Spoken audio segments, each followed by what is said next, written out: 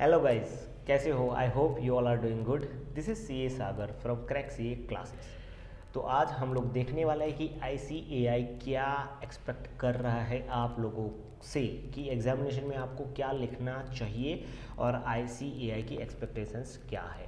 तो ये चीज़ जो अभी प्लीज़ पूरा वीडियो देखना, बहुत ही ज़्यादा आपको हेल्प करेगा। इतना हेल्प करेगा कि एक ग्रुप या फिर एक सब्जेक्ट की बात करें तो एक सब्जेक्ट में 10 से 15 नंबर इंक्रीज हो सकते हैं इसकी वजह से, और पूरे ग्रुप के मिला के 40 to 50 मार्क्स आसानी से आप बढ़ा सकते हो।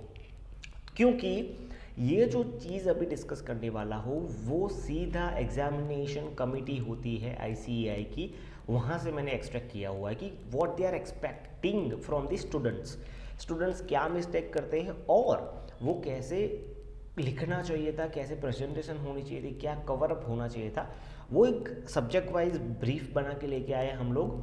तो अभी ये फर्स्ट ग्रुप का कवर कर रहे हैं, उसके बाद मैं सेकंड ग्रुप के लिए भी बना दूंगा। पर प्लीज़ आप ये मिस्टेक्स अवॉइड करना ताकि आसानी से आप 10 से 15 नंबर बढ़ा सकते हो आपकी एग्जामिनेशन में।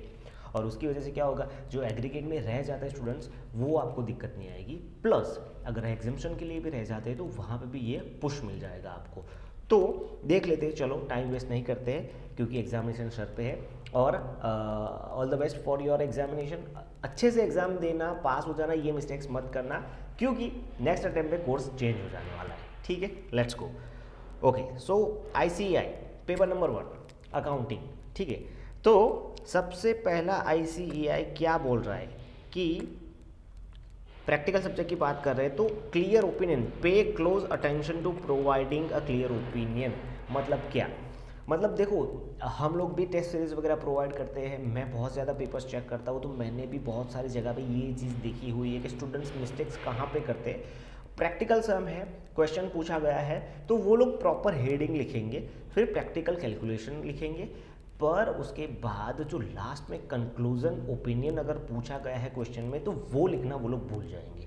तो ये मिस्टेक नहीं करनी है क्योंकि देखो, आपका हेडिंग भी सही है, आपका कैलकुलेशन भी 100% सही है, पर अगर फाइनल कंक्लूजन नहीं लिखा हुआ है, क्लियर ओपिनियन नहीं लिखा हुआ है तो आपको पूरे नंबर नहीं मिलेंगे।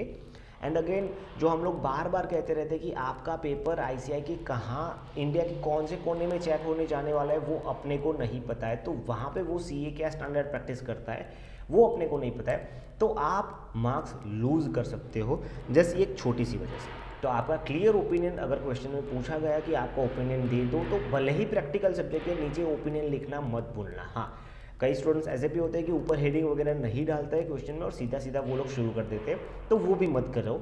क्यों? क्योंकि आपने क्या कैलकुलेशन लिखा हुआ है उसका कुछ हेडिंग टाइटल तो होना ही चाहिए, अदरवाइज फिर आपको पूरे नंबर वहाँ पे भी नहीं मिल सकते।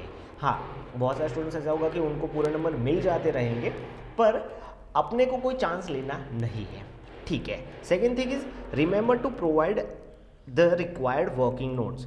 देखो, बहुत सारे स्टूडेंट्स, बहुत मतलब majority of the students are not providing any working notes related to their question.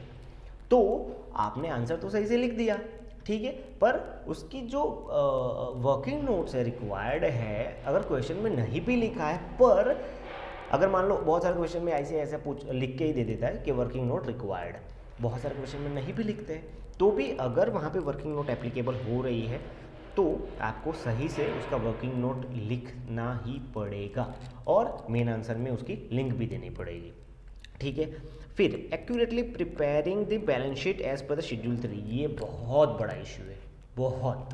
Inter के स्टूडेंट्स और फाइनल के स्टूडेंट्स भी बहुत ज़्यादा, देखो हम लोग CA कर रहे थे ना, ये मिस्टेक्स मैंने नहीं देखी कि मैं या मेरे फ्रेंड सर्कल में कोई कर रहा था, पर पता नहीं आजकल के स्टूडेंट्स को क्या हो गया है, वो लोग समझते नहीं कि शेड्यूल 3 के हिसाब से जो स्टैंडर्डाइज्ड बैलेंस शीट का फॉर्मेट है वो आपको फॉलो करना पड़ेगा, कुछ भी हो जाए।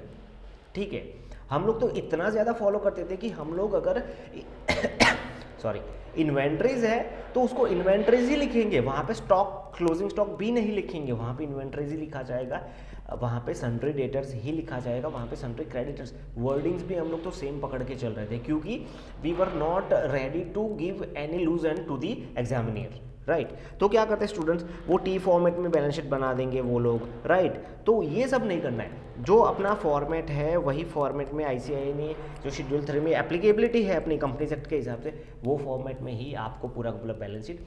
और बैलेंस शीट तो एग्जाम्पल है, बहुत सारी जगह पे ऐसा है कि वहाँ पे फॉर्मेट फिक्स है, तो वो फॉर्मेट आपको फॉलो करना पड़ेगा। प्लस अगेन ट्राई करो, बहुत सारे स्टूडेंट्स ऐसा करते हैं कि वही बैलेंस शीट में ही वो लोग वर्किंग नोट लिख देते हैं कि भाई सन्ड्री डेटर्स 30,000 प्लस 30,000 60,000। ऐसा नहीं करो, उसकी वर्किंग नोट अलग से बना दो और वहाँ पे वर्किंग नोट का जो कॉलम बना दो वहाँ पे लिख दो कि वर्किंग नोट नंबर 5 और पीछे वर्किंग नोट नंबर 5 फिर सेम होनी चाहिए, ठीक है, ओके। फिर ये देखो cash flow statement, correctly prepare the cash flow statement according to the AS3। यहाँ पे भी बहुत ज़्यादा मिस्टेक होती है। आप लोग इतना समझो आपका फाइनल आंसर सही है, पर जो एक्टिविटीज़ है वो अगर सही से नहीं बाइफरकेट सेपरेटेड नहीं दिखाई हुई है तो आपको आपके नंबर कट होंगे। कैसे कि मान लो वो फिनांसिंग एक्टिविटी है और आपने इन्वेस्टिंग दिखा दिया, राइट, या फिर ऑपरेशन में दिखा दिया, तो ये ऑपरेटिंग एक्टिविटी है तो उसमें ऑपरेटिंग एक्टिविटी में ही लिखा होना चाहिए। तो एक्टिविटी के हिसाब से भी टोटल मैच होना चाहिए, प्लस आपका ओवरऑल आंसर भी मैच होना चाहिए, तब जाके आपको पूरे नंबर मिलेंगे। अदरवाइज फिर आपके नंबर कट हो सकते हैं आसानी से। तो ये चीज़ ध्यान में रखना।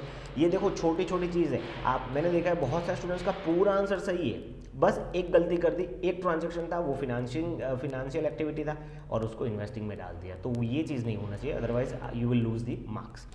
फिर ये चीज़ देखो, link your working notes to the main answer properly. बहुत सारे स्टूडेंट्स मान लो कि 5 या 10 वर्किंग नोट्स हैं, आपने लिख भी दी, जैसे कि फर्स्ट यहाँ पे बोला था ना कि वर्किंग नोट लिखना ज़रूरी है, तो आपने लिख दी, पर अभी प्रॉब्लम क्या हो रहा है कि आप वो वर्किंग नोट को मेन आंसर में कोई लिंक ही नहीं दे रहे हो कि भाई जो मेन आंसर में टोटल जा रहा है वर्किंग नोट से, तो मान लो कि वर्किंग नोट 2 है, तो वहाँ जहाँ मेन आंसर में एप्लीकेबल हो रहा है वहाँ पे वर्किंग नोट 2 का वो लिंक होना ही चाहिए। क्यों? क्योंकि ज़्यादातर पेपर चेकर अगर मेन आंसर सही होगा तो आपकी वर्किंग नोट वो चेक करने जाएंगे ही नहीं, पर अगर लिंक नहीं दिया होगा तो वो इरिटेट हो जाएगा कि यार यहाँ पे लिंक नहीं, तो मैं वर्किंग नोट चेक करनी पड़ेगी, वो इरिटेट हो जाएगा। तो देखो आंसर आना वो इम्पोर्टेंट है, पर प्रेजेंटेशन भी ज़्यादा इंपॉर्टेंट है, क्योंकि जो पेपर चेकर है उसके दिमाग के साथ अपने को खेलना पड़ेगा, उसको जो देखना है वो दिखाना पड़ेगा, तब जाके पूरे नंबर अपने को मिलेंगे।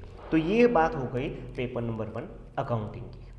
तो ये चीज़ है, कोई भी डाउट हो आप हमें कांटेक्ट कीजिएगा, ठीक है, हमारी एप्लीकेशन पे गूगल प्ले स्टोर पे। अगर पहली बार आए हो तो प्लीज़ सब्सक्राइब कर दो ये चैनल को, और all the very best for your future examination. Let's crack it, और हम लोग सीए तो बन ही जाएंगे।